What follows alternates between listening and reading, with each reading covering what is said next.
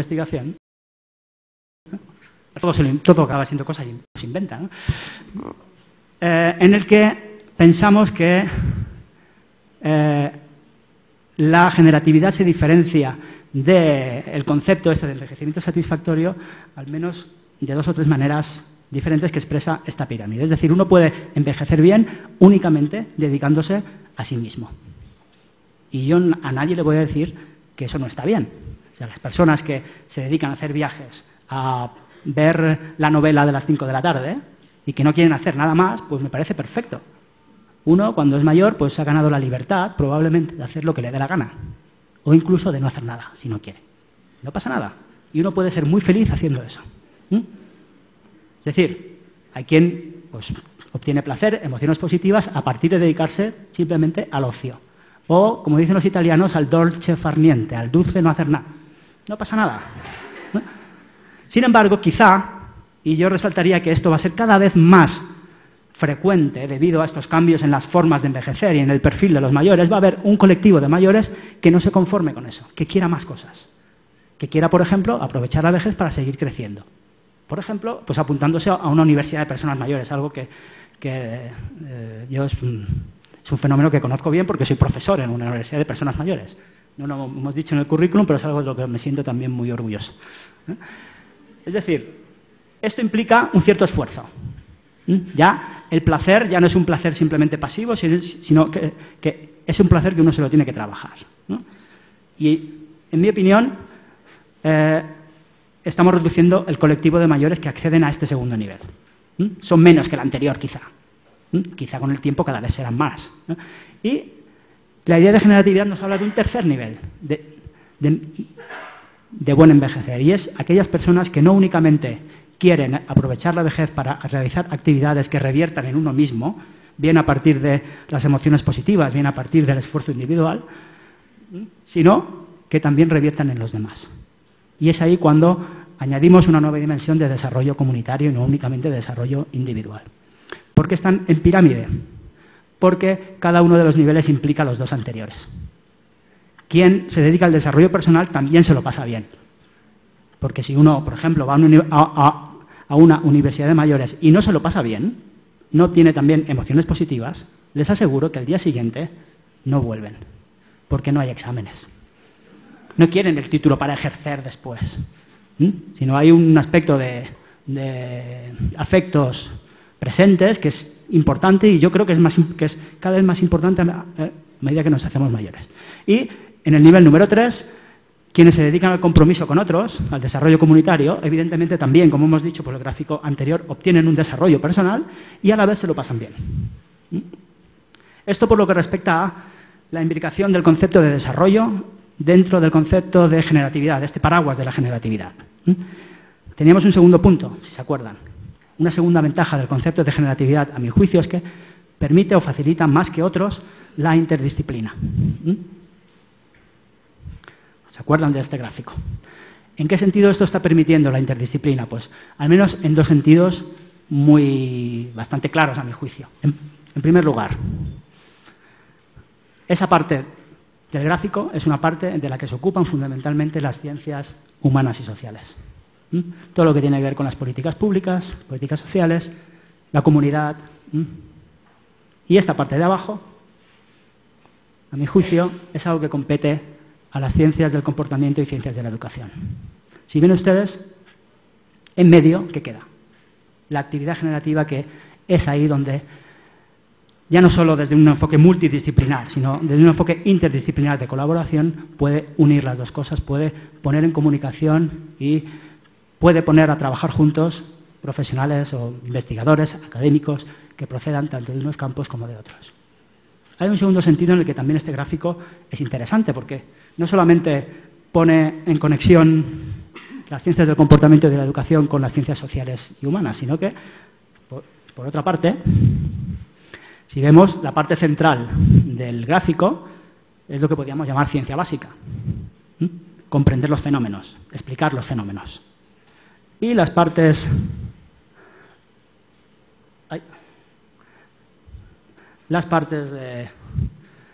de arriba y de abajo son las ciencias aplicadas.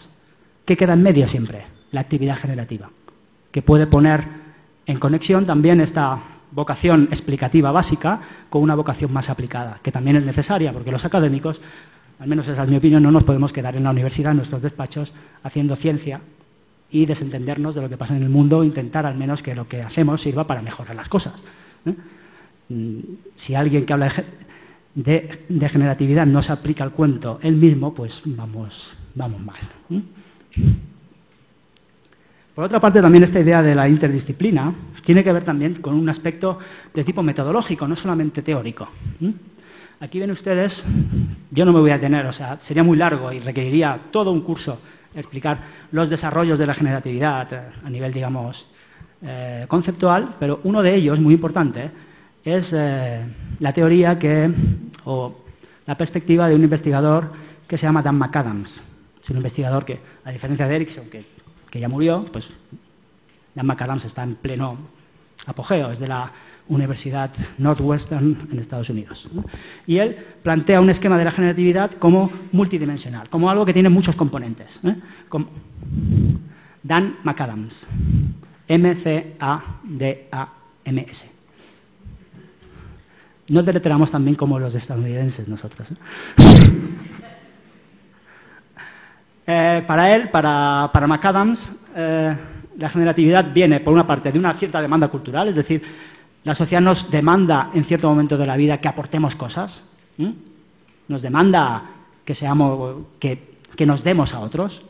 Por ejemplo, a partir de la paternidad sería el aspecto quizá más típico y más tradicional, ¿no? Pero ya veremos que no solamente es eso. Y también es un deseo interno de la persona. Y esto cristaliza en este interés generativo, que es una actitud de preocupación por la siguiente generación. Esta actitud de deseo generativo se concreta en unos objetivos generativos, es eso que está ahí con compromiso, en el rectángulo que pone compromiso, y con acciones generativas, acciones que tienen que ver con el crear, con el mantener, con el cuidar, con el ofrecer, con el mentorizar, algo que aquí han entendido muy bien en este congreso. Y, por último, la persona comprende su trayectoria narrativa a partir de su historia de vida. Integra esta idea de generatividad en las narrativas vitales. Este esquema es muy interesante, aparte que podamos estar de acuerdo con él o no, y hay numerosos estudios empíricos que lo han intentado validar. Aparte que estemos de acuerdo, decíamos, es interesante porque ofrece que cada uno de los componentes, digamos que va mejor con ciertas metodologías que con otras, lo cual puede hacernos colaborar, no solamente interdisciplinarmente a nivel teórico, sino también a nivel metodológico. Así, por ejemplo, pues hay enfoques cuantitativos que intentan captar esta idea de generatividad a partir de escalas, de inventarios de comportamientos, de frases incompletas a las que se aplica análisis de contenido posteriormente, se intenta cuantificar también, o a partir de enfoques cualitativos, aspectos como el análisis temático, el análisis narrativo, algo que está muy de moda y en lo que estoy muy interesado, pero en el que no viene a cuento ahora profundizar, y de observación participante, entre otros. Todo esto nos puede hacer que la generatividad sea un terreno particularmente abonado, particularmente facilitador de enfoques metodológicos que los norteamericanos llaman mixed methods, es decir, donde uno pueda vincular lo cualitativo con lo cuantitativo, que desde mi punto de vista es particularmente enriquecedor.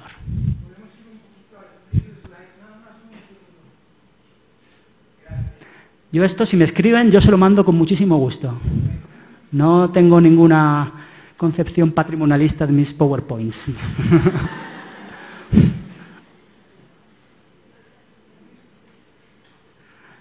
Entonces, tenemos el concepto de generatividad, que es un concepto, yo creo, además de todas estas virtudes que acabo de comentar, es un concepto que además nos permite comprender un montón de cosas que pasan en la vejez y que pasan en el buen envejecer. Es un concepto que nos permite comprender y explicar aspectos como la paternidad, ser abuelo, cuidar a personas dependientes dentro del ámbito familiar, pero también nos permite explicar comportamientos y fenómenos como dentro del contexto de la comunidad, como el trabajo remunerado, el voluntariado, el activismo político, algo que también me interesa mucho y que tampoco viene a cuento. Entonces, Si quieren, yo aquí en el PowerPoint, si tengo tiempo, no sé cómo vamos de tiempo. 15 minutos. Pues tenía como 2 o 3 ideas clave dentro de cada uno de estos recuadros. La paternidad, pues es algo que antes atañía a la mediana edad, pero ahora cada vez más es algo también de los mayores. Los hijos no se van de casa, porque no pueden, porque no pueden. A lo mejor si pudieran se irían. No es que nos quieran mucho, es que no pueden independizarse. Los padres, la generación esta de padres, incluso con los hijos independizados, y esto es algo que la investigación muestra de manera clarísima, siguen transfiriendo recursos a sus hijos. Uno nunca deja de ser padre. Nunca. Incluso aunque tu hijo tenga ya 40, 50 años, 60 años, sigue siendo su padre y sigue sintiéndote en obligación con él. Muchas veces, esto pasa con el cuidado de los nietos, uno cuida a los nietos no tanto por los nietos, sino porque ejerce de padre, para ayudar a los hijos. Además, los nietos, pues a uno se lo puede pasar bien con ellos, ¿no? Es decir, esta pretendida inversión de roles, bueno, también los hijos a veces se van y luego vuelven, lo cual no es una buena cosa, porque seguramente vuelven porque las cosas no han ido bien, y el hogar funciona como una red de seguridad, de esta manera. Es algo también muy generativo. La paternidad es lo paradigmáticamente generativo, de acuerdo con Erikson, con la formulación tradicional de Erikson.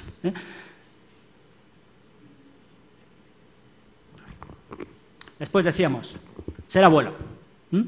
Pues yo no conozco el caso de México, pero en el caso de España, si los abuelos un día hicieran huelga, el país se hundía. Que los abuelos son el recurso fundamental que permite conciliar, que permite conciliar en España la vida familiar y la vida laboral. Las políticas públicas, muy poquito. Son básicamente los abuelos. Son los abuelos los que cuidan a los niños esas horas que los padres, debido a unos horarios que quizás no son del todo racionales, pues no están en casa, están trabajando los dos. Vamos a las áreas de los colegios y vemos un montón de abuelos. Abuelos y abuelas que dan de comer a sus hijos en las horas en las que pasan desde que los niños acaban la jornada de la mañana hasta la jornada de la tarde. O los metemos en extraescolares o los cuidan los abuelos. Una de las dos cosas. Es decir, la mayoría de abuelos, y esto es algo también empírico, a lo largo de su vida como abuelos, cuidan de los nietos en algún momento.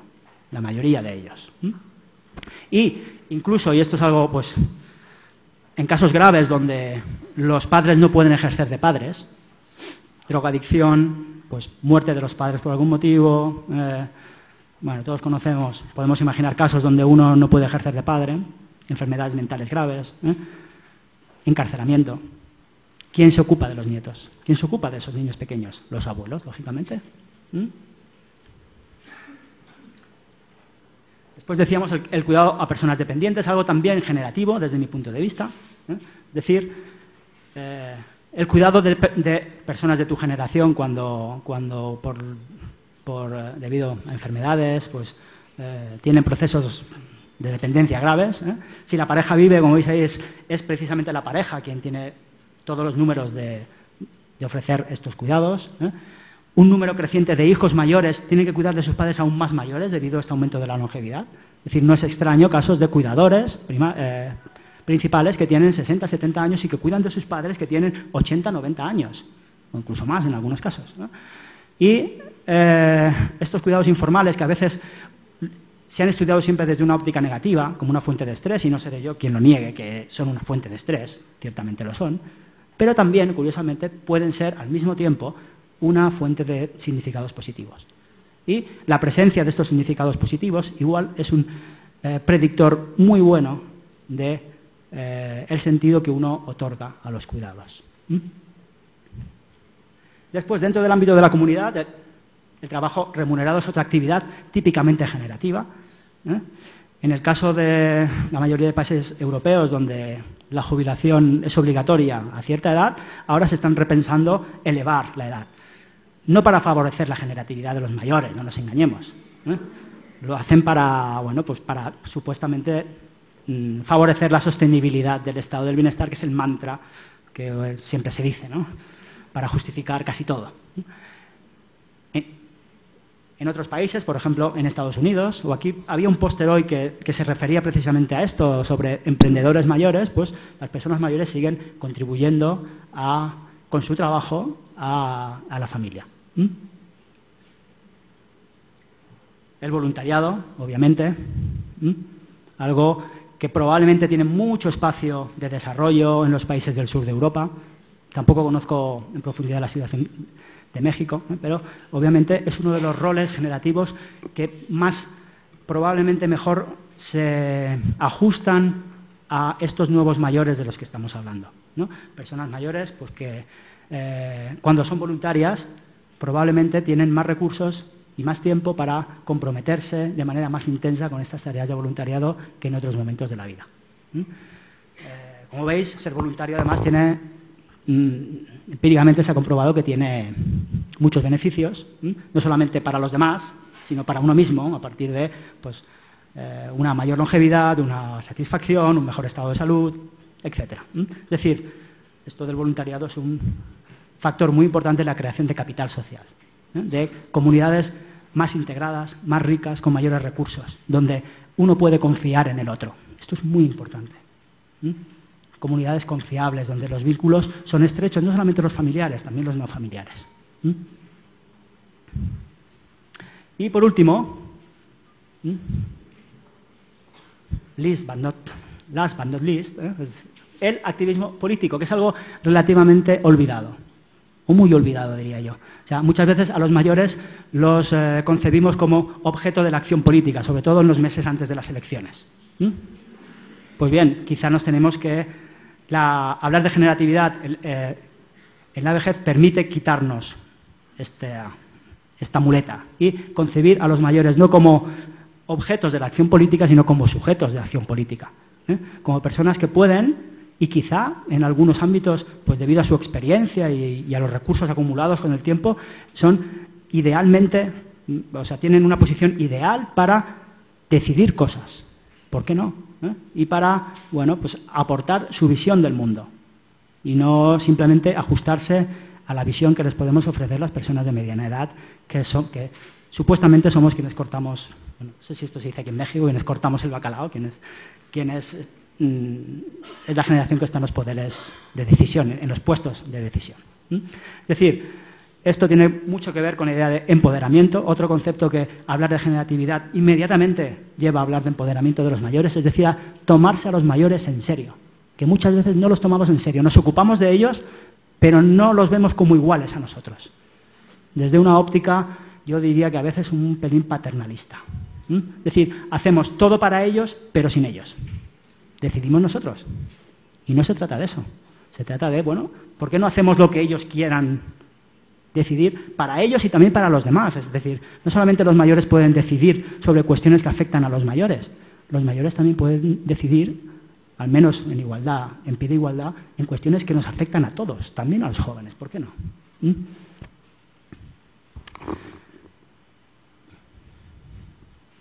Es decir, la generatividad, decíamos, es un concepto que permite comprender, explicar e incluso fomentar toda esa serie de comportamientos generativos, y seguramente me dejo algunos.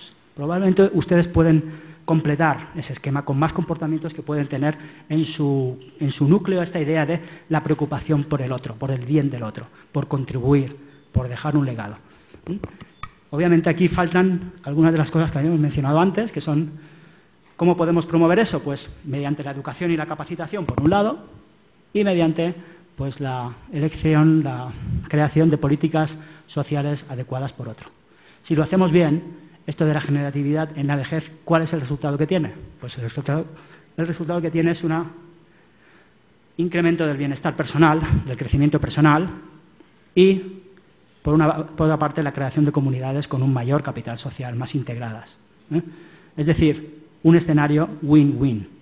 Yo gano y todos ganamos. O a partir de contribuir a los demás, yo gano también. Es decir, haciendo el bien, me hago el bien, que es una vez más el título de la conferencia. Y acabo con una visión crítica. Todo esto de la generatividad está súper bien. No sé si he convencido a alguien, pero yo estoy súper convencido. Pero estar uno mismo convencido, yo creo que no es una actitud del todo científica. Los científicos, los académicos, nos deberíamos caracterizar por poner en duda incluso las cosas en las que nosotros estamos convencidos. Y yo creo que, en general, los conceptos de buen envejecer y el concepto de generatividad, en mi opinión, el concepto de generatividad menos, pero es mi opinión, también adolecen de ciertas cosas que todavía no hemos acabado de resolver. Aquí tienen algunas de ellas, ¿no? Es decir, esta ilusión de que la edad no existe, de que uno nunca se acaba de hacer mayor porque conserva estilos de vida de la juventud. Pues esto algunos autores dicen desde posturas críticas que lo que en el fondo estamos haciendo es imponer la ética y los valores de la mediana edad también a la vejez y despojar a la vejez de una identidad propia. No sé ustedes qué piensan, es un tema muy interesante para debatir. Es decir, valores como el consumismo, como una ética de la actividad, ¿no? Los mayores tienen que estar haciendo cosas todo el rato, porque si no, envejecen. Y lo que estamos diciendo quizá, en el fondo, es que uno envejece bien cuando al menos no se nota que está envejeciendo. Y en el fondo no estamos negando el envejecimiento. No es una actitud que podría ser calificada como edadista también. O viejista, no sé cómo le llaman aquí, ¿no? Y, en segundo lugar, quizá hay una segunda crítica interesante también, y es que estos conceptos del buen envejecer, que imponen criterios, uno envejece bien cuando hace tales cosas, ¿no? Cuando está implicado con la vida, autonomía, aplica estrategias de afrontamiento, bla, bla, bla, pues no estamos en el fondo estandarizando a la vejez. ¿Qué pasa con las personas que no se ajustan a esos estándares? ¿Les negamos la posibilidad de estar envejeciendo bien, de un buen envejecer? ¿Qué pasa con las personas dependientes? ¿Envejecen mal? Pues a lo mejor uno de los retos de futuro es precisamente encontrar maneras en las que también las personas dependientes, incluso yo diría las personas, por ejemplo, con demencias, puedan contribuir. Esto yo creo que es posible. Está en los límites, todavía poca gente se lo plantea, todavía tenemos pocos estudios, pero alguno hay, por cierto, que planteen esto. Pero hablar de no separar el buen envejecer del mal envejecer, sino tener una visión un poquito más compleja y ver que las personas que supuestamente están envejeciendo bien también pueden estar envejeciendo quizá desde la visión a lo mejor biológica, patológicamente, también pueden aportar cosas. Y lo bueno a veces se encuentra en lo malo y viceversa. A veces 3 minutos. A veces tener aspectos negativos puede ser un disparador de cosas buenas también, aunque uno no desee tener nada negativo. Es decir, también no solamente los dependientes, sino qué pasa con las culturas no occidentales. ¿Les aplicamos estos valores del buen envejecer también? ¿Son los mismos? ¿O necesitamos matizar al menos? Hay quien dice desde los movimientos feministas, ¿qué pasa con las mujeres? Igual estos conceptos de buen envejecer pues son conceptos que transmiten valores más bien masculinos. ¿Y qué pasa sobre todo con las personas que no tienen recursos, con los pobres? ¿Pueden envejecer bien? ¿Estos criterios estandarizados de buen envejecimiento no tienden a segregarlos más todavía? ¿Cómo podemos hacer que estos grupos desfavorecidos puedan expresarse generativamente? Porque yo creo que sí pueden. Es decir, y aquí en el fondo, hay quien dice que en el fondo lo que estamos es haciendo, imponiendo valores, ahí pone americanos, yo hasta lo que sé, México es de América, igual tendría que poner ahí estadounidenses, de la producción, el individualismo, todas estas cosas. ¿Qué concepto de buen envejecer? Y con esto ya termino. Necesitamos pues un concepto en el que no haya un estándar, donde haya múltiples aspectos que pueden permitir un buen envejecer. La generatividad yo creo que se acerca bastante a eso. Hay un montón de fenómenos que pueden ser calificados como generativos y que pueden vehicular esta necesidad o este deseo, esta preocupación por los demás. Reconocer que envejecer bien puede significar cosas diferentes en momentos históricos diferentes, en personas diferentes, en culturas diferentes. Reconocer el empoderamiento de los mayores y su agencia, su poder de decisión, que ellos puedan decidir que si están o no envejeciendo bien. O sea, no se trata de imponerles nada. Y una visión, ahí lo ven, de ciclo vital del buen envejecer, donde la vejez no es algo que está predeterminado, sino que, bueno, uno desde que es joven, de alguna manera, pues está haciendo cosas que van a determinar en gran medida cómo va a envejecer. No es una etapa absolutamente y cualitativamente diferente de las anteriores, sino quizá en parte la consecuencia de las etapas anteriores. A veces las políticas de envejecimiento uno quizá las tendría que hacer desde la juventud y no solamente en los mayores. Y por último, esto que decíamos antes de contemplar la ganancia, a veces también en el contexto de las pérdidas. Es decir, y acabo con una cita que siempre la pongo de Erickson mismo, que dice: en comparación con la juventud, la vejez es al mismo tiempo menos y más. Es decir, acabemos con las visiones en blanco y negro, y yo creo que la generatividad es un intento en este sentido también. Les doy las gracias por su atención y quedo a su disposición para cualquier pregunta que os hagan.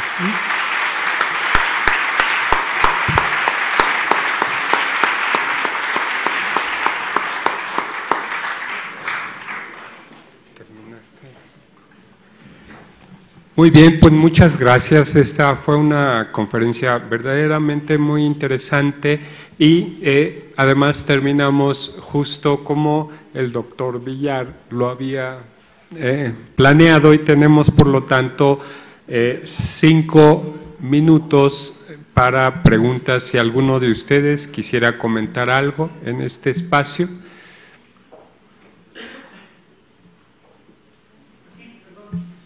Sí, ¿le podían pasar el micrófono?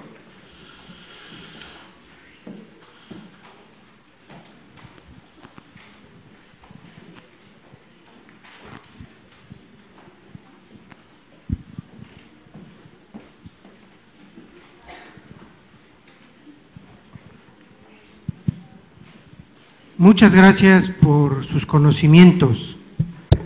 De alguna manera, con esta propuesta de la generatividad en la vejez, puede considerarse que se podría retomar, bien entendido, la gerontocracia. Bien entendido, con significado, como usted lo ha señalado, con sentido, no es que se le dé, como entendemos, el poder a los mayores, sino ese poder del que usted habla en cuanto a valores, por ejemplo, exactamente empoderarlo para las nuevas generaciones. A eso me refiero, poder hablar de una gerontocracia de esa manera. Si la gerontocracia significa que los mayores tengan en exclusiva el poder, yo no estoy de acuerdo. Yo creo que deberíamos, o sea, dentro de esta idea de tomarnos a los mayores en serio, creo que debemos considerarlos en pie de igualdad con las demás generaciones, ni menos, pero tampoco más. O sea, yo en lo que creo es en compartir intergeneracionalmente el poder. A mí me parece muy bien que haya, me parece excelente, de hecho, que haya personas mayores en puestos de poder. Creo que hay pocas, muy pocas, y que a veces la edad es un aspecto que sirve para desacreditar en cierta medida a algunas personas mayores que están en situaciones de poder. Por ejemplo, recuerdo una investigación de Fernando Berriel aquí presente sobre el presidente de Uruguay, que iba un poco en esta línea, de cómo la edad se utiliza como argumento, a veces como arma política, en contra de las personas mayores que tienen poder. Pero yo lo que creo es que todos tendríamos que intentar, todas las generaciones, intentar acceder a esos puestos. Hay unas estadísticas muy interesantes que yo suelo pasar en mis PowerPoint, pero hoy por falta de tiempo no he pasado, que es la distribución de los poderes ejecutivo, legislativo y judicial en mi país en función de la edad. En el Poder Judicial vamos bien. Hay personas mayores. Hay una representación más o menos equitativa del porcentaje de mayores que hay en la sociedad. En los poderes ejecutivo y legislativo, los mayores no existen. En el Congreso de los Diputados, mayores de 65 años muy pocos, se pueden contar con los dedos de una mano. En el Consejo de Ministros, que yo recuerde, hay un ministro mayor, ministro de Asuntos Exteriores de mi país. El resto, desde mediana edad. Y, bueno, quizá, yo no sé, tampoco creo mucho en las políticas de discriminación positiva, pero es algo que quizá deberíamos considerar.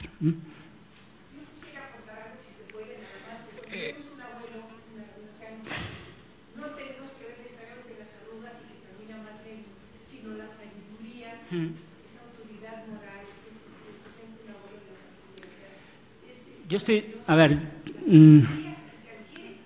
no quiero que me entiendas mal, pero te voy a decir algo que igual no estás de acuerdo.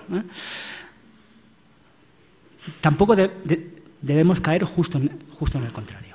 Es decir, no todas las personas mayores son sabias. No todas las personas mayores son buena gente. No todas. Las personas mayores son básicamente personas. Son personas. Las hay buenas, las hay malas, las hay sabias, las hay no sabias. Las hay necias y las hay inteligentes. Hemos de tomarlas en pie de igualdad con el resto de generaciones. A mí me parece un pelín condescendiente esta idea de ay, son sabios, hagámosle caso. Bueno, no, hagámosle caso si dicen cosas que tienen sentido, si no, no les hagamos caso porque vamos mal. Tenemos tiempo para una sola, no sé quién, allá atrás, por favor. Sí, gracias. Perdón, aquí. Gracias. Bueno, felicitar al expositor. Yo me he permitido dejarme seducir por su propuesta, me parece también muy interesante, pero no dejo de tener ruidos internos, sobre todo en un país como nuestro, que la pobreza es a la orden del día. ¿Cómo hacer, a propósito de las últimas reflexiones de su exposición, cómo hacer para que no, es como un arma de dos filos, cómo no favorecer el ensanchamiento de las desigualdades, implementando este tipo de esquemas, etcétera, con los desfavorecidos, los pobres, etcétera? Yo vengo de Chiapas. En Chiapas, a mi juicio, los pobres de los pobres son los viejos indígenas. Entonces, ¿cómo hacer para que esta generatividad no abra esas Yo creo que hay dos caminos. Y estaban en una de las diapositivas que pongo. Yo creo que es haciendo políticas sociales que contribuyan a la redistribución de la riqueza o a la reducción de la brecha entre ricos y pobres, o sea, políticas que fomenten la igualdad. Eso por una parte. Y después, por lo que a mí me toca como psicólogo y como educador, yo creo muchísimo, estoy convencido del valor de la educación. Sé que sus efectos no son a corto plazo, no es una solución rápida, pero a la larga es la solución. Las personas bien formadas son personas empoderadas, son personas que no se dejan engañar, son personas que reclaman derechos, son personas que no se dejan manipular. Yo no sé cómo lo tenéis aquí en México, pero ese es un camino que yo creo que es fundamental.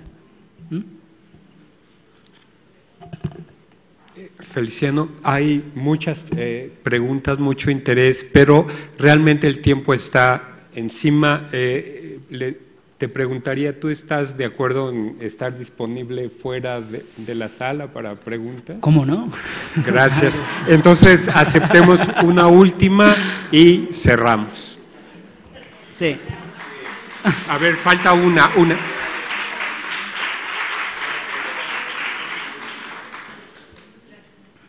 Sí, bueno, muchísimas gracias, ha sido un placer verdaderamente.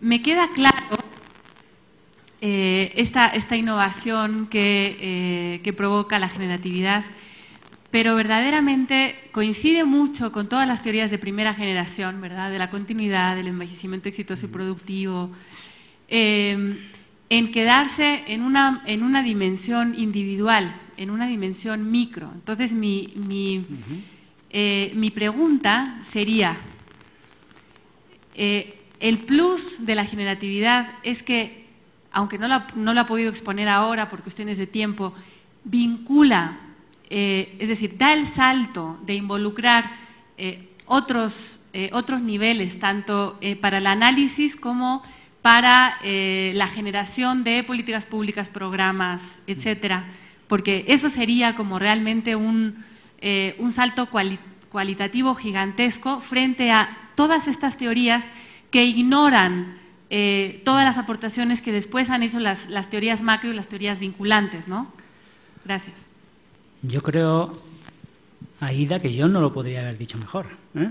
O sea, tenemos que superar una visión individualista y a veces yo, como psicólogo, entono un mea culpa. Los psicólogos somos bastante individualistas o muy individualistas. Creemos que las cosas están dentro de la cabeza de las personas, cuando a veces el kit de la cuestión no está dentro de las cabezas de las personas, sino está en la interacción entre las personas y en los condicionantes ambientales también, obviamente. Yo estoy de acuerdo contigo. O sea, para mí, una de las gracias, que si es que tiene alguna, que le veo a la generatividad es precisamente esta, ¿no? Que va más allá del individuo y pone al individuo en la perspectiva de su relación con los otros. Hay un libro muy interesante, precisamente editado por Dan McAdams, que tiene un título muy sugerente, probablemente desde esa perspectiva, que es Hacia una sociedad generativa. Es decir, no solamente la persona de ser generativa, sino también la sociedad de dar oportunidades para la potenciación, para el fomento de esas actividades, algunas de ellas las hemos repasado, que permiten el desarrollo social y, en catalán decimos de retruc, por añadidura, el desarrollo individual también. Bueno, pues muchísimas gracias a Feliciano por esta interesantísima plática. Yo sé que generó mucho interés y que seguramente seguirá en debate, en discusión. Quiero agradecerle a nombre de los organizadores de este primer Congreso Internacional que haya participado en él y ¿qué les parece que le demos un gran aplauso y yo le doy esta medalla?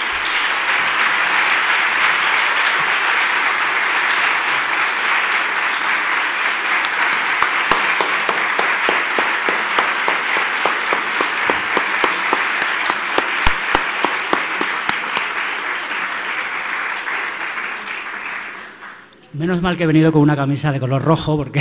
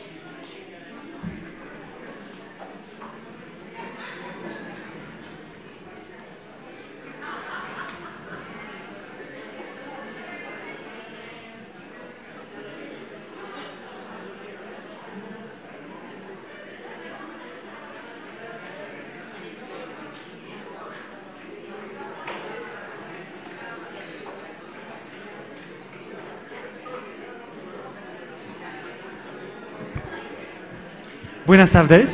Buenas tardes.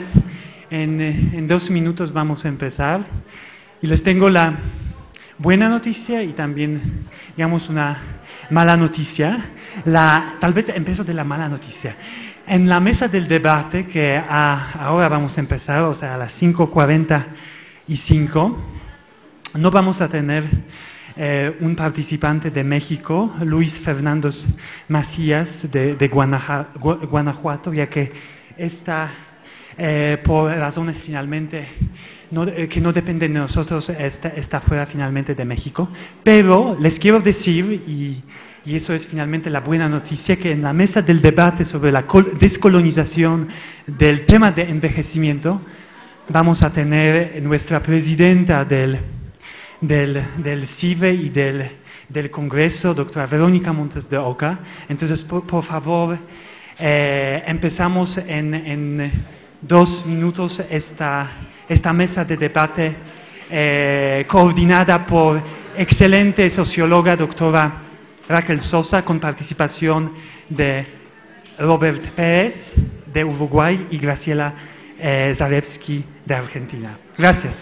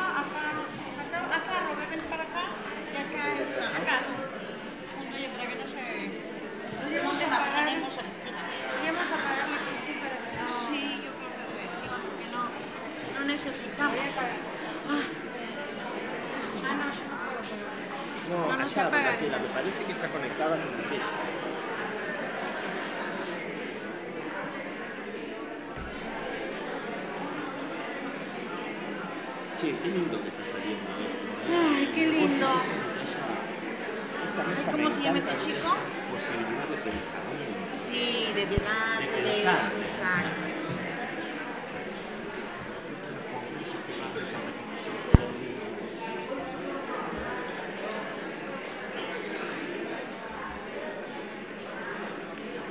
Qué honor que esté con nosotros. Ay, no, es que Luis Fernando, es que no conocen a Luis Fernando. Luis Fernando es una cosa increíble. Increíble.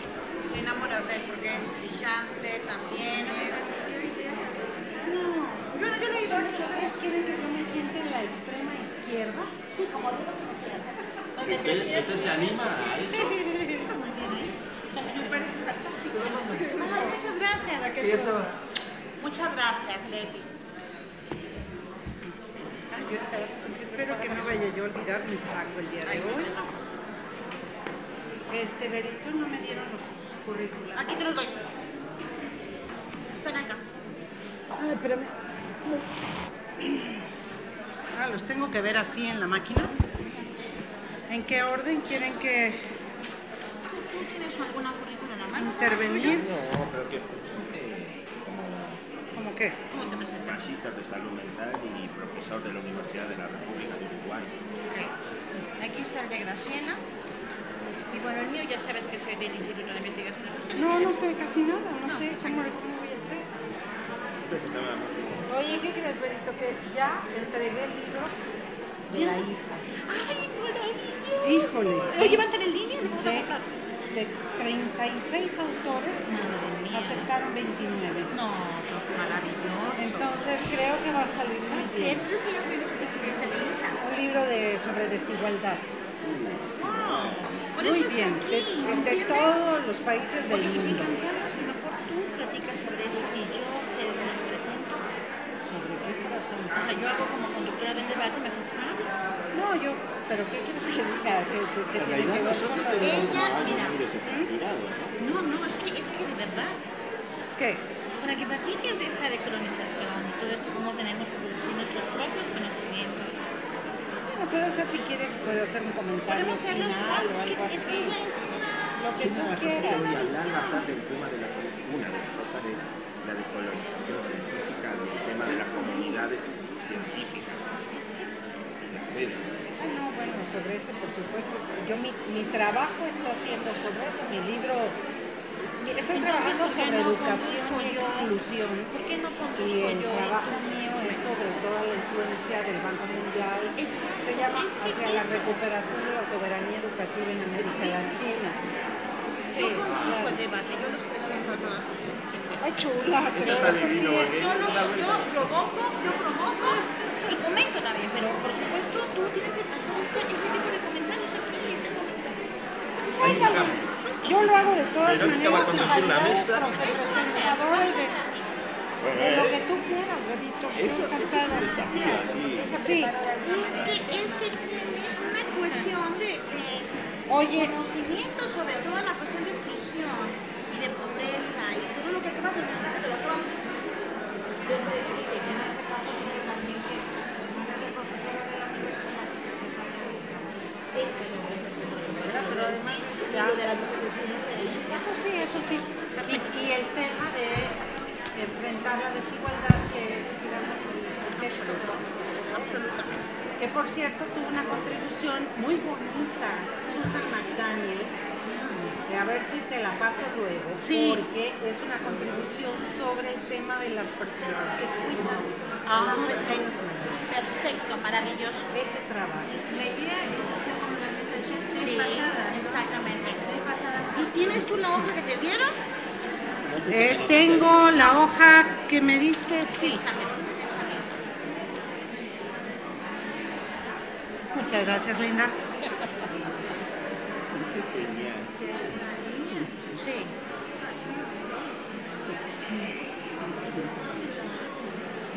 Esto nos lo mandaron. Son 3 rondas de 3 minutos. Exactamente. Mucho gusto, ¿verdad? 3 rondas de 3 minutos y después debate. 2 rondas de 3 minutos.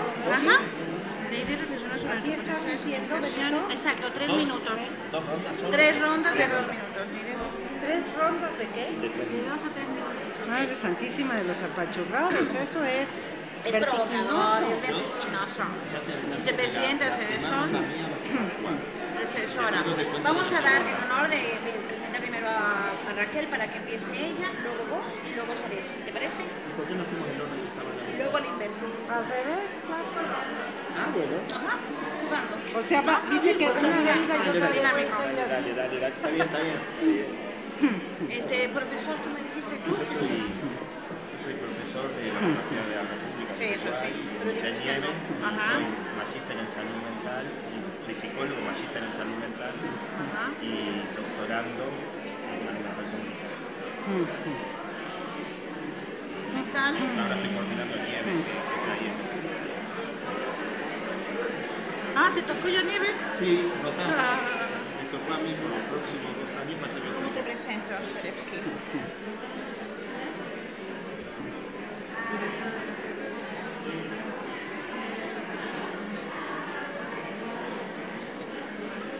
Posgrado en la Universidad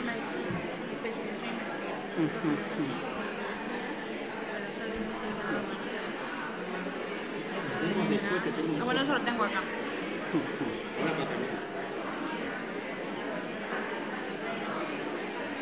Exactamente. Bueno, va a estar buenísimo esto. Disfruten, disfruten. Disfrutemos. Es un experimento.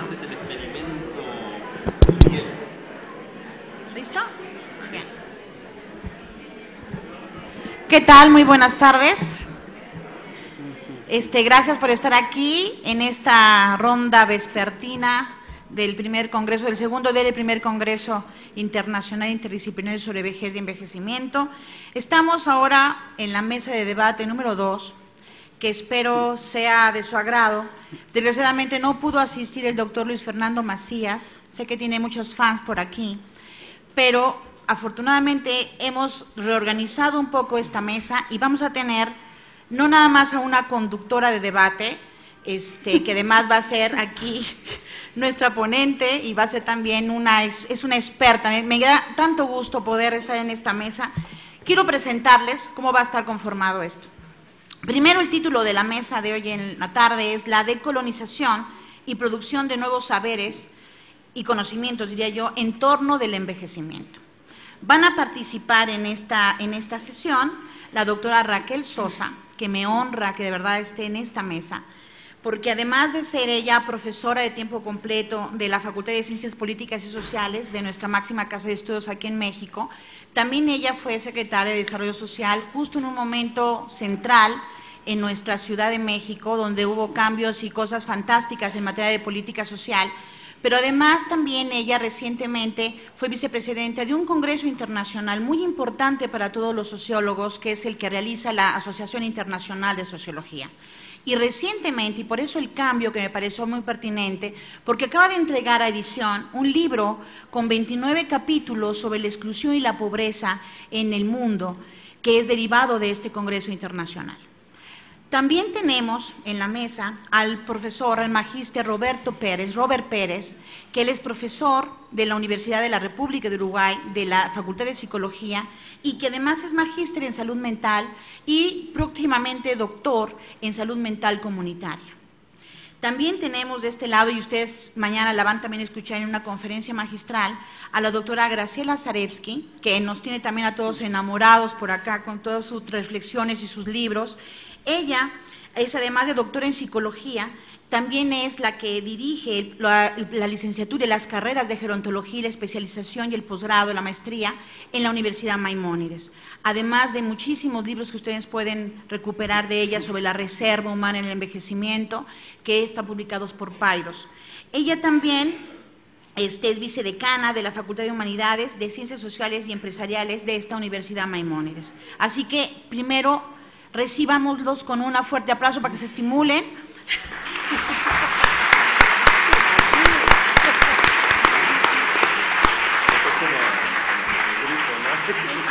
Esta mesa es de lujo, de verdad.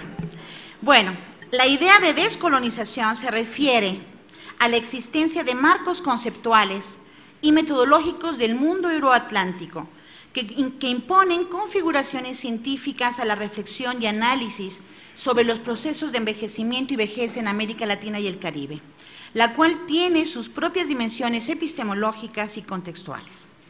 Igualmente, existen poderes internacionales que imponen lenguajes, conceptos, yo diría que hasta idiomas, conceptos y formas de investigación que permean en el modelo de las políticas públicas poco cercanas a nuestras realidades multiculturales y multiétnicas de gran desigualdad social en el contexto del envejecimiento. La idea es reflexionar sobre nuestros potenciales